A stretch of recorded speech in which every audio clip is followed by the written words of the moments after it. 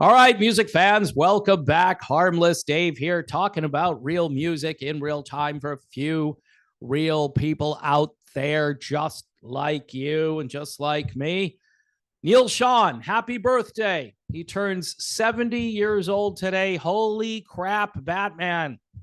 We are all getting old and it just really stinks.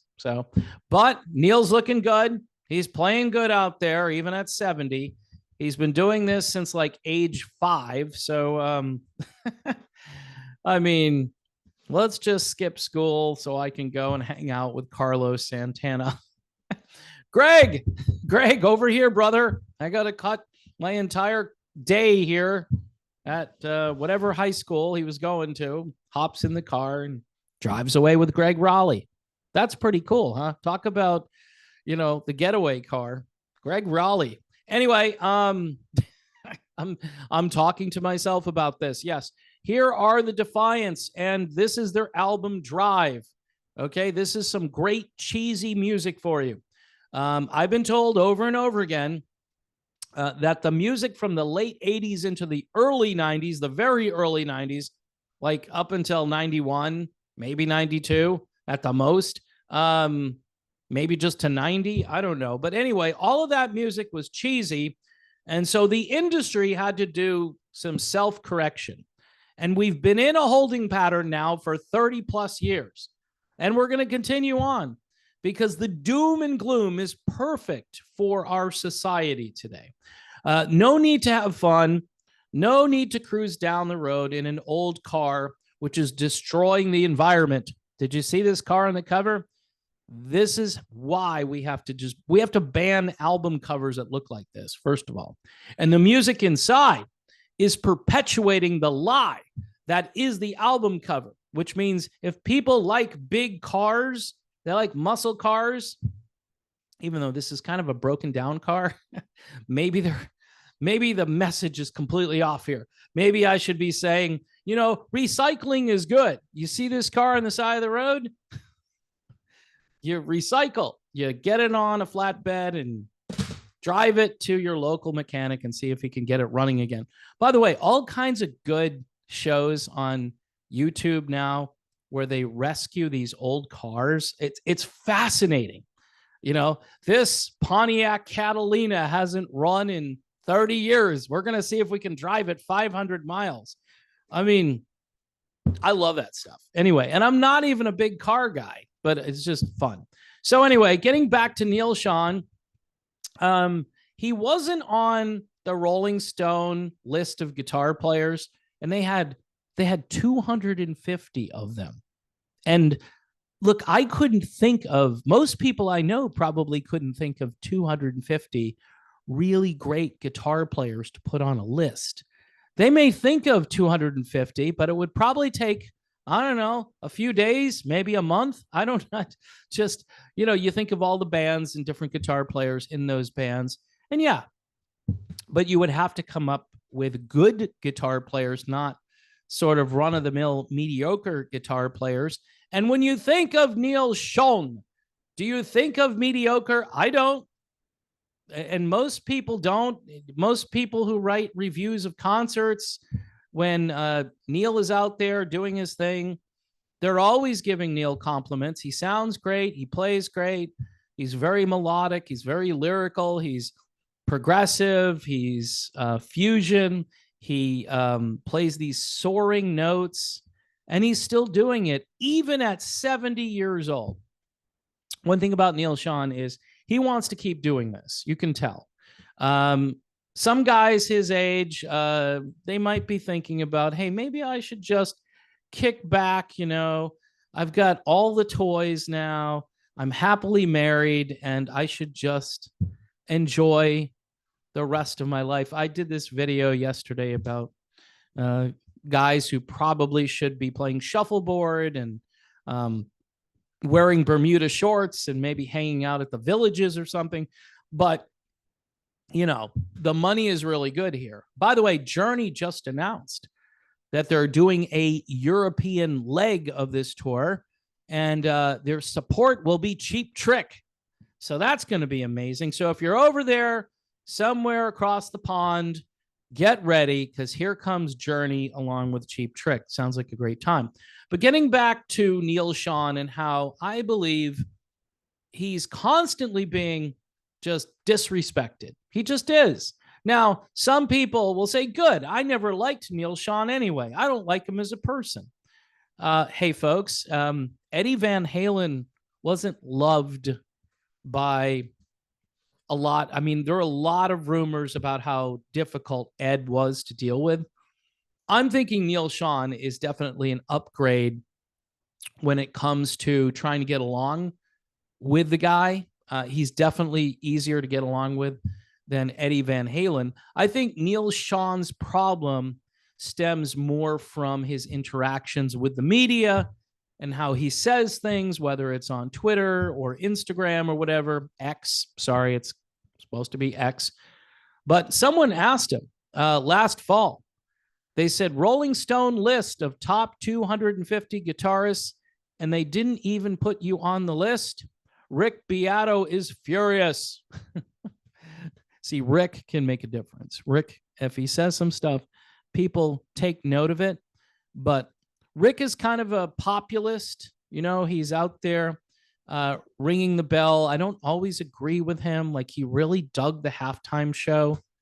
And I'm like, really? Oh, okay. I don't know if that was rock and roll. It may have been soul. It may have been R&B and a little bit of funk thrown in there, but it could have been worse.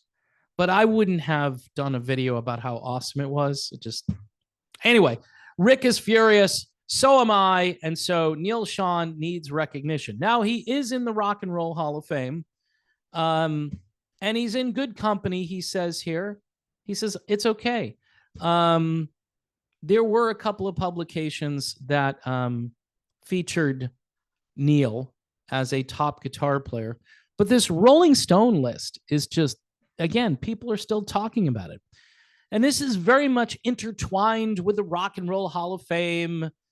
And you know what, folks? We just have to like what we like. The critics don't always get it right. For years, they hated Journey, right? Then if you go back and look at the reviews of albums, and it's funny because the same people who hated Journey back in the day, they do these, okay, which is the best Journey album? Let's rank it from best to worst, right? You probably have no business doing that since you hated all of it to begin with. Did you really love Escape when it came out? No.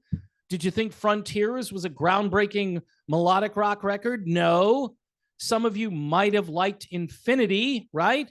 Because it still had some of that old Journey remnant in there mixed with this new Steve Perry melodic crooning thing that was going on. But I'm sure the reviews weren't good.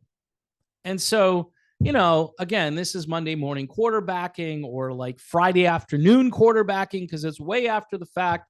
You can certainly change things up, and you can kind of agree with some people out there who think Journey is a really good band. They had great musicians, but they didn't make the kind of music that the critics really get into. You know, they were behind the curve when it came to depressing, Debbie Downer, slit your wrists, get me another needle so I can inject something. That's what the critics seem to like. If you're Lou Reed, for instance, right? You're a god to these people, Lou Reed. If you're Iggy Pop, you're the greatest thing. MC5, all of these bands, you listen to them, you're like, now, I don't hate everything by Lou Reed or Iggy Pop for that matter. I don't hate it all. But I just wouldn't put that anywhere near the best, right? But the critics, this is what they like. I don't know. They're just like self-loathing people. They want other people to commiserate and be depressed. It's about the art form. It's not about, you know, how it's presented. It's how artistic is it? And Journey is not artistic. Really? Putting on a great show is not artistic, right? Neal Schon's guitar work, where he basically doesn't play the same song exactly the same way, for the most part, unless it's called for. Sammy Hagar said this. He's like, Neal Schon does things that even Eddie Van Halen didn't do. Now, again, Eddie is in a different place, different category. He's really literally in a different place now. But the point I'm trying to make is Neal Schon is an original, and originals typically do well when it comes to the best of whatever it is. If you're original, even if it's kind of quirky and it's not, look at how they're ranking Joni Mitchell right now. Joni Mitchell, the great guitarist of all time. What? Joni Mitchell? Yeah, it's her style. It's the way she plays the guitar.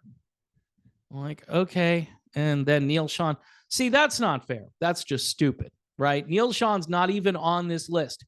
He's not even number 249 on this list.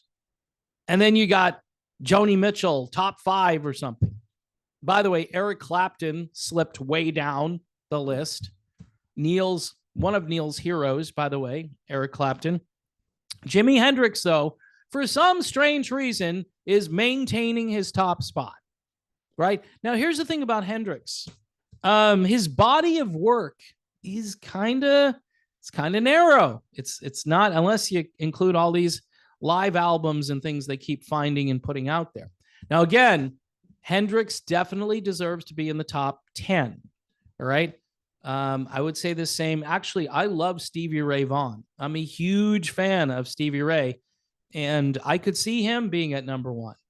But again, you have to wonder, are these picks somewhat political? Are they just there to satisfy an agenda? Are they virtue signaling picks? Now, Neal Schon, he's on their side when it comes to politics. He's just not that involved in it the way these people are.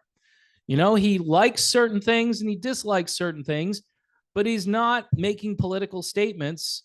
And he doesn't make political statements in the music either. So again, maybe that's why they don't like him. I don't know. It's his playing ability, though, is the key here. Does he play well? Yes. Is he still amazing? Absolutely. Go listen to him out there on tour. There's tons of fan video that's been uploaded to this platform and other places as well. And listen to him play. I mean, hasn't lost anything, even at 70 years old. You would think he'd start to slow down, but I do not hear any degradation or lack of skill from where he was many years ago. Certainly, he played differently back in the early days as far as the style, and I think he's most comfortable in that rock jazz fusion thing that Journey was for a while. I think he's most comfortable there, but he can play anything. He can, and he's demonstrated that he can almost be very smooth when he wants to be. He did some instrumental stuff in the 90s that I think is breathtaking. And he's just a really good player. You don't have to like him as a person. People say, you know, I don't like this person, I don't like that person. Okay, but that doesn't diminish how amazing this guy is as a guitarist, and he needs recognition. So, Neal, on your 70th birthday, February 27th, 2024. By the way, Jonathan Cain's birthday was yesterday.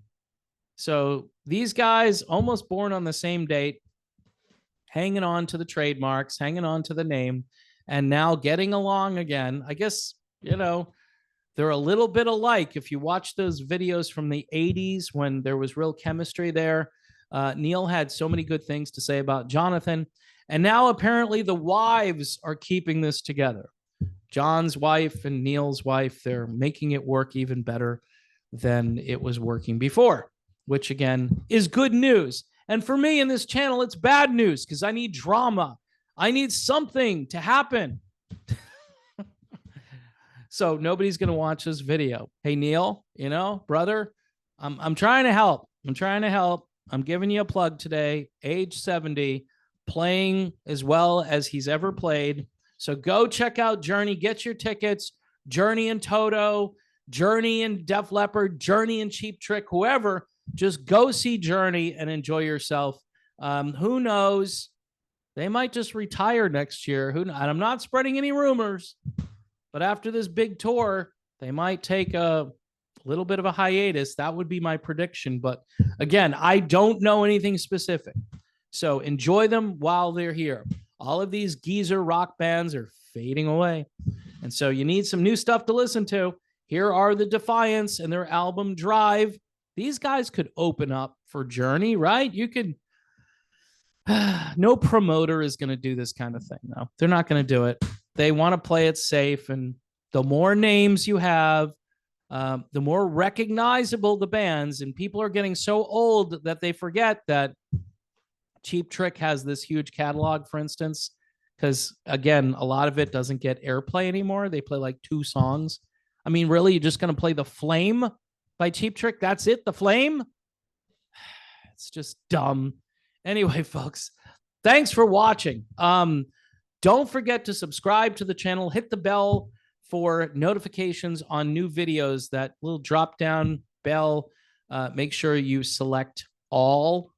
That will give you more or all of the notifications rather than just 1 or 2, which apparently is an issue. And Patreon, YouTube memberships. I still need your help. We are definitely in a downward trend when it comes to revenue, but the cheerful warrior here, we just keep going, and I just do the best I can. And I do rely on the people who like me and like this channel. I know that's really risky when I say the people who like me, right? But thanks for being here. God bless everyone. Please pray for peace in the Middle East. Pray for 2024. This election cycle is going to be brutal. I'm already feeling it now, and maybe take up a hobby like crochet or something, or just walking aimlessly through the forest. I think that is very soothing, and it may put your mind at ease along with praying, which is always a good thing.